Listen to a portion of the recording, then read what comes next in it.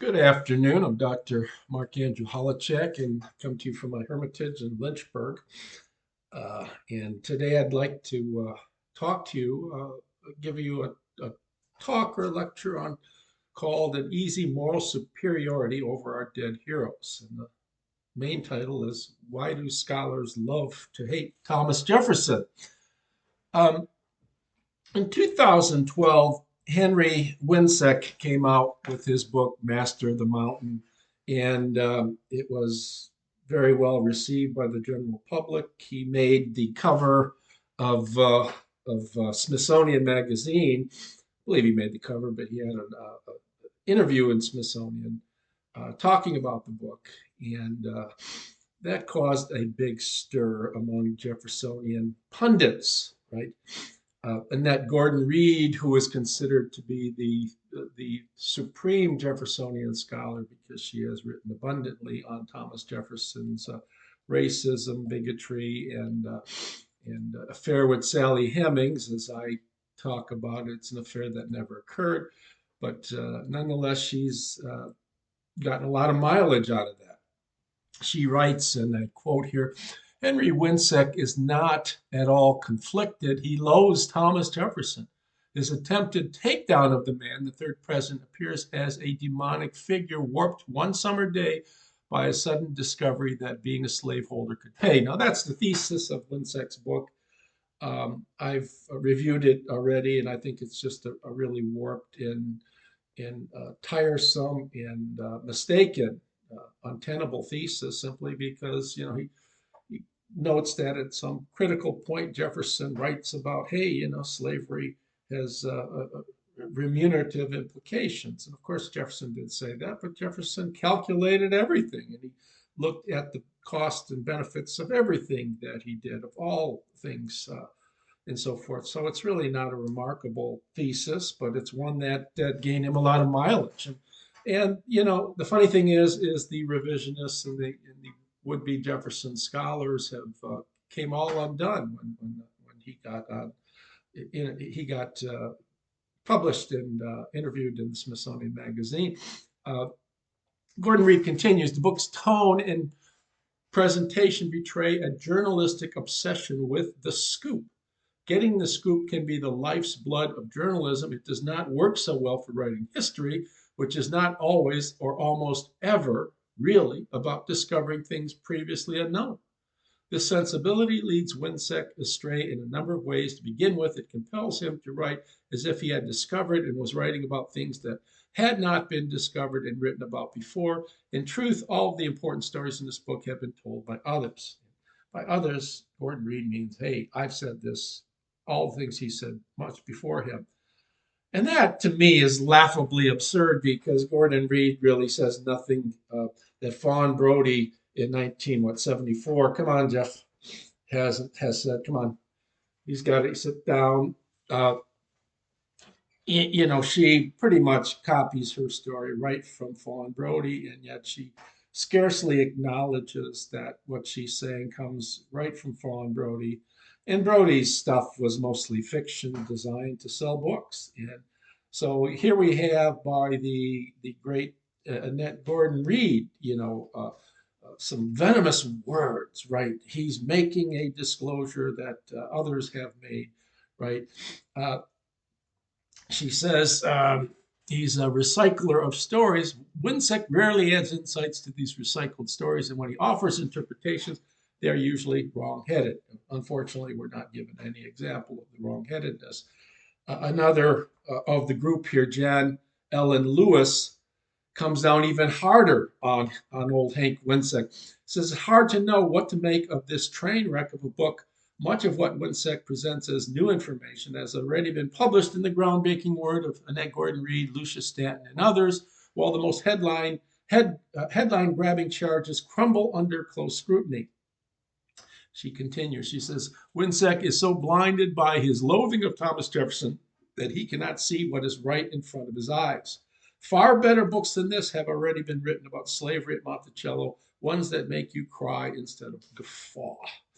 So here we have another of the Monticello uh, mavens, I guess, if what do you want to call them, critically condemning the book because, here we have someone who's not part of the Monticello group writing illy of Thomas Jefferson, and more than that, getting some large notoriety from it.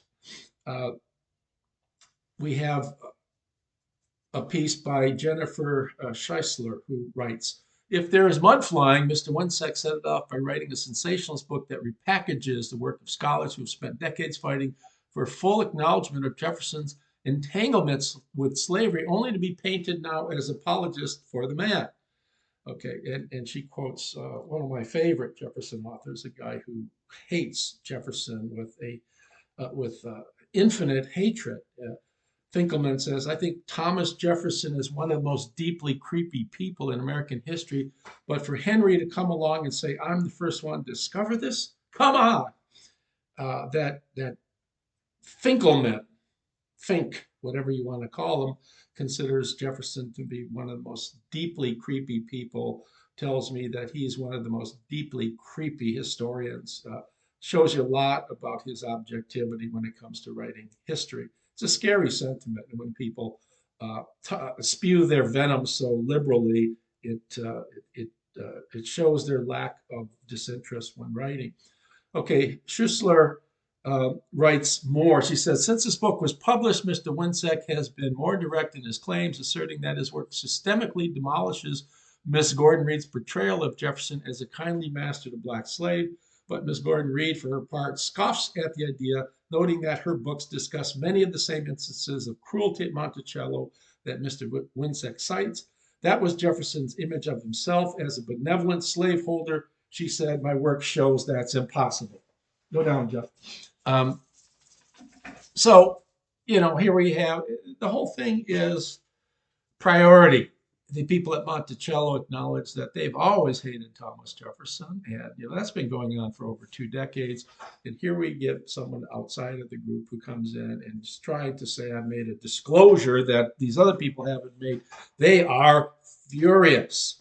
So I compare this to jackals who have been feeding on the carcass of Thomas Jefferson for decades and picking everything they can off the bones. There's scarcely anything left.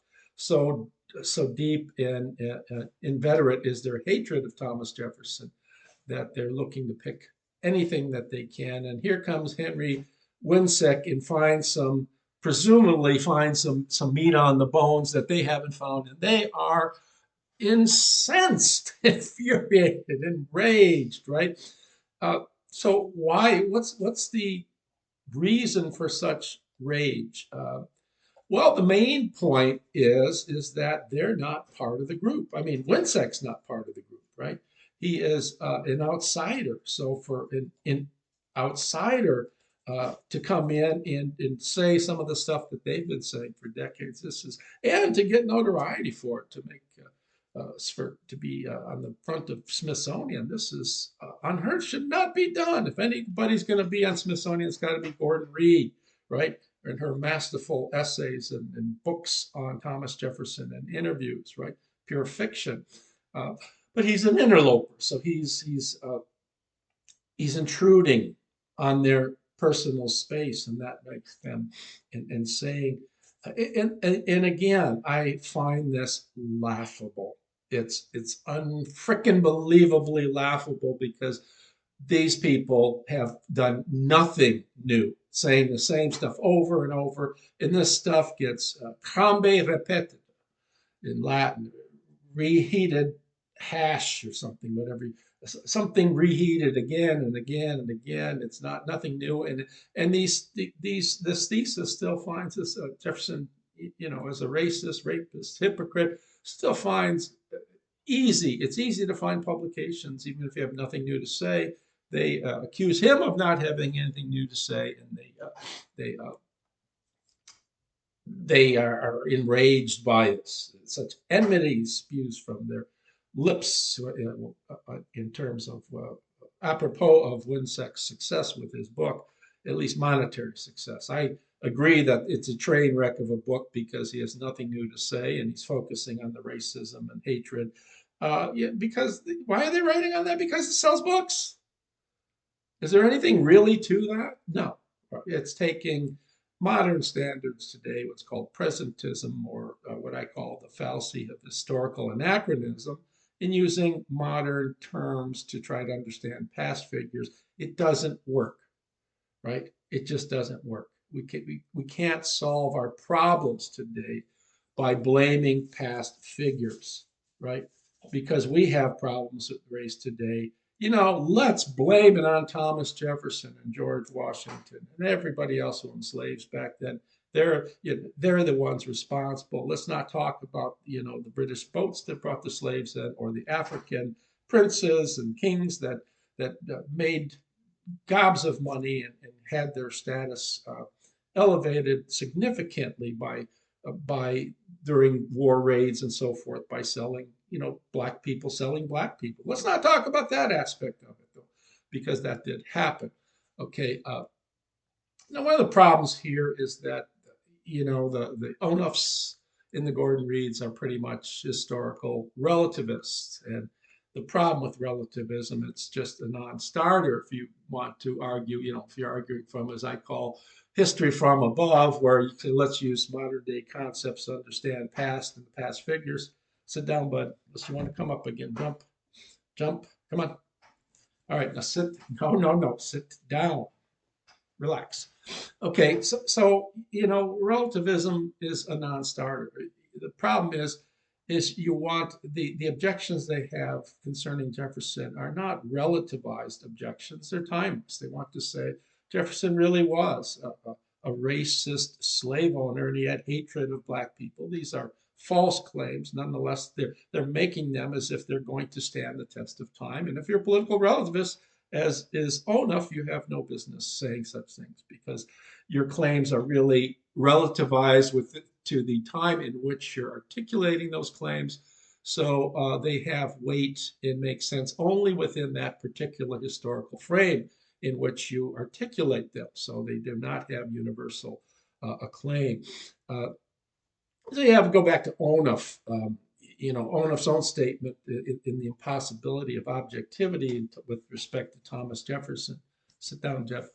He says, in the mind of Jefferson, an impossible book, a ridiculous book, he says, doomed to cluelessness in our own world, like Plato's cave. He's read Plato's Republic? No, I doubt it. He's probably just referring to it. Like Plato's cave, to a domain of shadows and hand-me-down light. When we study Jefferson, we cannot hope for anything more than a possible Jefferson. Right? Stephen Conrad, one of the essays included in Onuf's Jeffersonian Legacies, too, agrees something like that. Writes in an endnote in the collection of essays that came out in a big symposium on Jefferson called Jeffersonian Legacies. Onuf's book, The Mind of Jefferson, comes out years after this 1992 symposium. Conrad writes about philosopher Richard Rorty, who was a relativist, a pragmatist in some sense. He says, Rorty eloquently made the case for setting aside questions of historical accuracy and philosophical justification in order to sustain the present-day cause of international human rights, a cause that has lately evoked the Jeffersonian tradition to profound effect. In effect, what Conrad is admitting is that, look, we're not concerned with accuracy. We're concerned with human rights, international human rights. And if we have to falsify history to promote human rights, to make the case for human rights, then so be it. If Jefferson has to be a sacrificial lamb for that cause, and that's exactly what's going on, right? We want to make the case for human rights, and Rorty said that's okay, and that's just what we're doing. We're sacrificing Thomas Jefferson to promote rights, right? We're going to make him out to be a nasty, racist slave owner who only cared about making money off his slaves and didn't care about the people themselves. A false claim, but nonetheless, this is what is going on. Now, the brilliant psychoanalyst Erik Erikson writes, he wrote a study of Thomas Jefferson. He was a psychotherapist, psychoanalyst who was no Jefferson expert, and he admits that. But he wrote, I think, a brilliant series of essays that were delivered many, many decades ago. And he writes of what I use his quote from the title. He writes of wishing to gain an easy moral superiority over our dead heroes. Right? He says, the worst in us is intimately related to the best and the most atavistic to the renewal of mankind's search for a more universal identity. And even as we find what we would nowadays call a nationalized racism in the world image of Jefferson's time and a practical as well as intellectual racism in his own writings, it is more important to gain powerful insight into our common evolutionary and developmental corruptibility than an easy moral superiority over our dead heroes.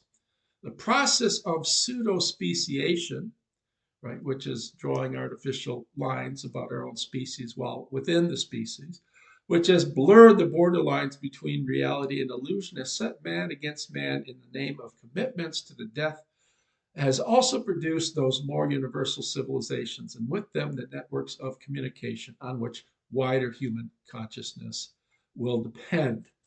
Now, what he's talking about here is that, of course, there might be concern with racial tensions, and that's a genuine concern. But to write about this in such a way by condemning people in the past who cannot defend themselves, it's a way of gaining an easy moral superiority.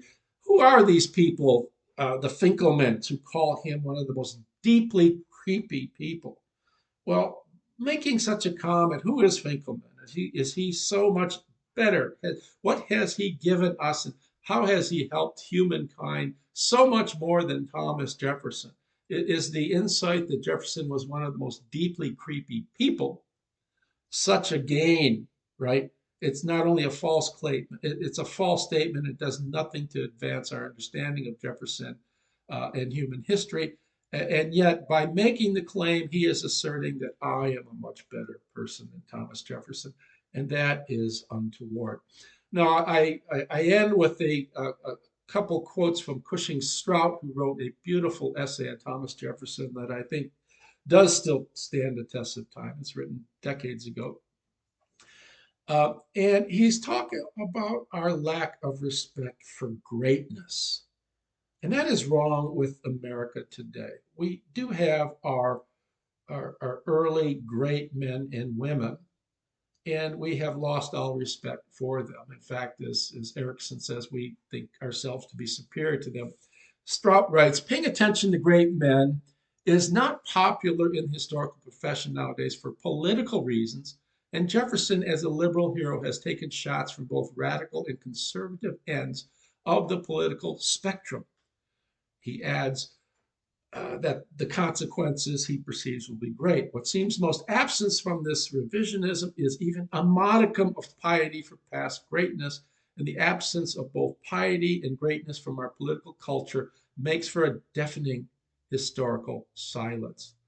Those are powerful and gripping words, and we need to really think through what Stroud is telling us.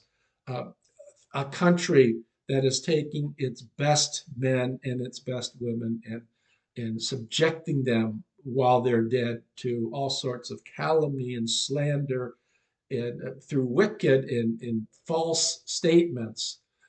We are a country. We are people who've lost our sense of identity. Now, it's important to understand that our past figures were human beings, and they, had the same faults that you and I do, but these were men and women who accomplished much more than I or you and these calumniators ever will, right? So going back to Winseck's book, in the reaction by the revisionists and the progressivist historians and their hatred of Henry Winseck for writing the same shit that they've written for decades, right? The problem is this: you're not part of the group, Winseck. You have no right to hate Jefferson, right? You're pretending like you're the first hater of Thomas Jefferson when Gordon Reed and Onoff and others want to say, I hated Jefferson first. Now, and just with the sentiment that, until we get over this bullshit of hating the great people in our society. Uh, you know, there's no question that we're not going anywhere as a country. We've lost our sense of identity. We've lost our sense of who our great men and women are and were. And it's a true democracy in Plato's sense of the word, where every person sees himself just as liable to run the country or to just as great as every other person. And it's purely bedlam. It's purely a chaotic scenario. So, anyways, those are some of the comments on Winsex's, the reaction by the Jefferson revisionist to Winsex's book. I hope you enjoyed this little chat, and ta ta for now, TTFN. Do this again sometime. Thank you. Good afternoon.